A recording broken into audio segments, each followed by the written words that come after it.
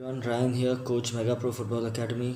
The topic I'll be talking about today is a topic that ensures that players are creative, that players are not one dimensional, and that players are comfortable in multiple positions. So, if you guess, it's all around positional rotation. Now, how many? It's not a usual instance where you find a youth team where the striker is played as a goalkeeper, or a goalkeeper is played as a winger, or a central defender is played as a number 10. Now, the main reason for this is that the coaches and whoever is involved, they want to ensure that the team does well. They play to the best of their ability, and every player is given set positions so that once they're on the field, there's a certain structure. Everyone knows what they have to do. Everyone's comfortable with their own roles and things like that. It's very rare to find a team play academy or a grassroots team, or any youth team play players deliberately play players in unfamiliar positions. Now there are three main reasons why that happens. The first one is fear of failure, the second one is pressure from parents, and the third one is winning culture. Now, the fear of failure part comes in terms of you're not too comfortable with it not working. High likelihood is that if you have a striker playing as a centre back, he may not get his tackles right, he may not get his he may get his clearances in order because he's comfortable with striking a ball, but then he may not be the best at man marking, things like that. Now, the second one is about pressure from parents. The parents would immediately question what's happening, why the coach is making that decision, because parents also know their son or daughter's best position, and they may not be too comfortable with that player playing in an unfamiliar position. The third one is the winning culture part, which it's evident that there are a lot of coaches nowadays, till today, who are looking at winning that match, winning that tournament, and they do stick to short-term solutions. Let's understand where this concept of versatility, of players playing multiple positions, came in. The legendary Johan Cruyff had conceptualized his total football, the tactic, in 1974, where every player is expected to do every role possible in the team. In the present day and age, you cannot implement total football because the advancements of tactics and a combination of unreal, or unreasonable versatility required from every player, and and high levels of stamina required. It's such a tactic, total football, can be nullified in a very easy way. But still, the positional rotation has its benefits, because once you do play a player in an unfamiliar position, his all-round game understanding increases massively, because you have a right winger who's supposed to be playing you have a right player who's right winger who's being played as left back. He immediately understands the defensive side of the game. So then, once he does eventually get back to his own position, he becomes a much better option when it comes to defending from the front. If you're a high pressing team, or things like that. Now, there are only three. Now, there's something called the athletic triangle. There are only three direct stakeholders when it comes to any footballer. The first one is the player, him or herself. The second one is the coach or the coaching staff, and the third one is the parent or the parents. There needs to be a smooth communication strategy and understanding between the player, the coach, and the parent about why the coach is making the player do that, so that there's a certain level of rationality that can be attained from, so it's basically a way of explaining the method to your madness, because It is not the most logical thing, but then you want all round holistic development.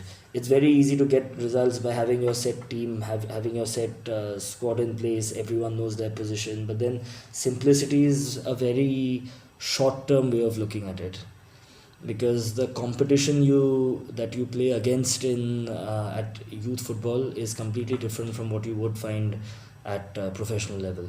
At youth football, there'll be many occasions where you're not at your best and you still win 10-0, or you do play very well and then there's a certain one player who nullifies the entire team. So that's not what you find in professional football, because in pro football the usual case is that every player, the goalkeeper, is completely comfortable on the ball. That's just a little example.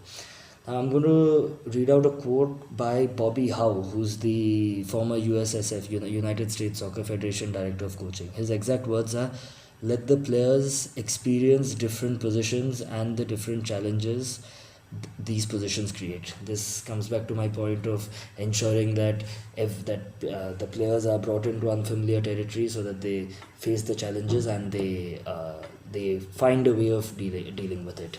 That helps in the overall development.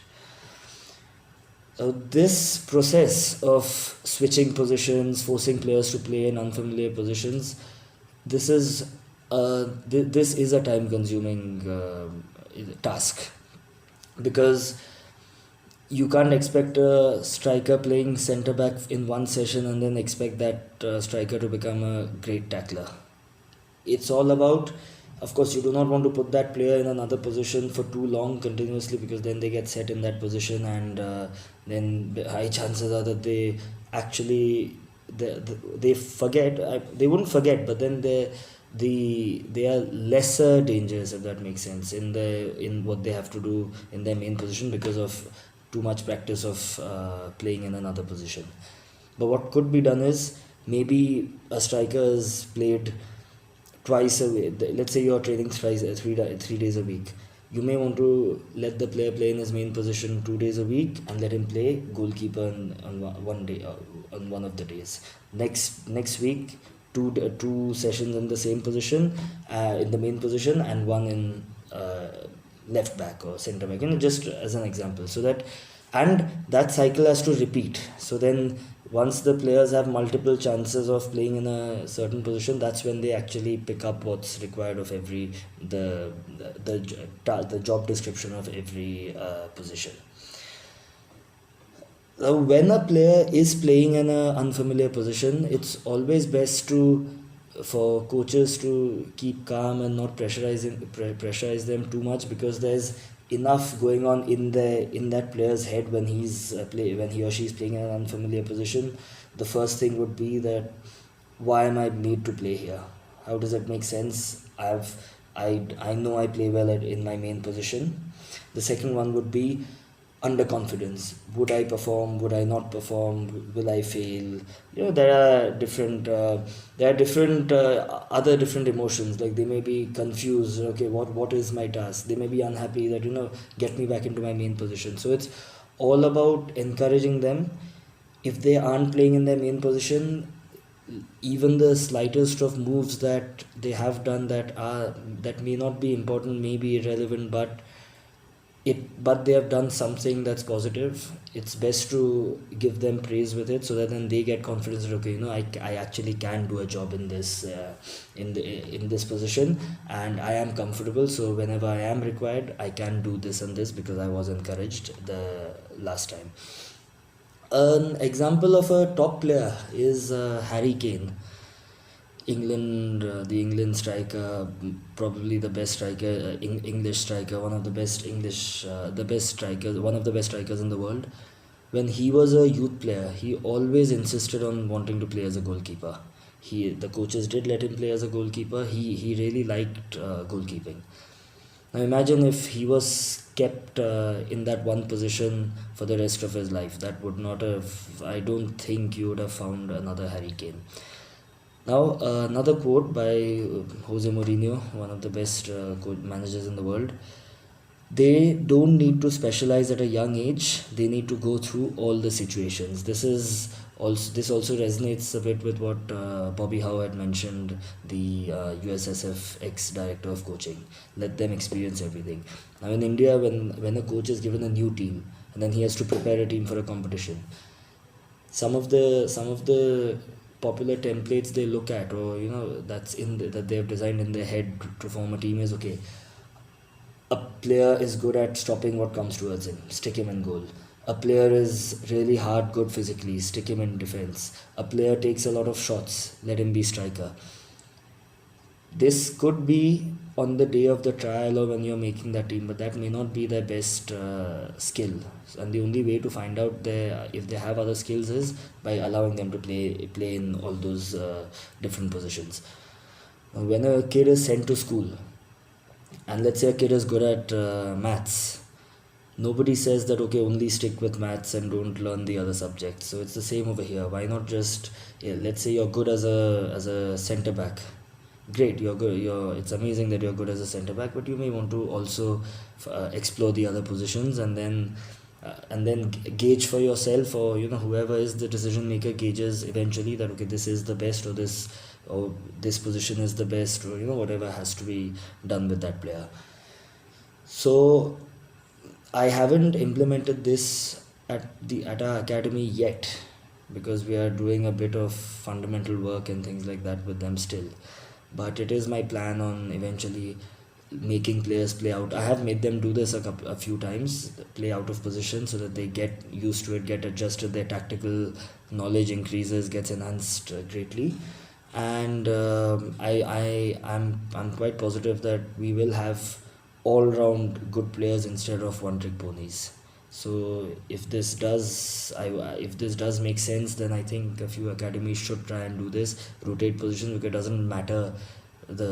doesn't matter whether what the results are. What matters is how the player ends up as a final product when he's an adult, and this is one of the best ways of ensuring technical development.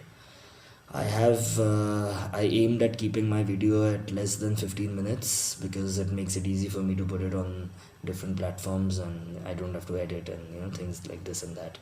So yes, great. Like the last video, it's nearly 12 and a half minutes. Signing off. Take care.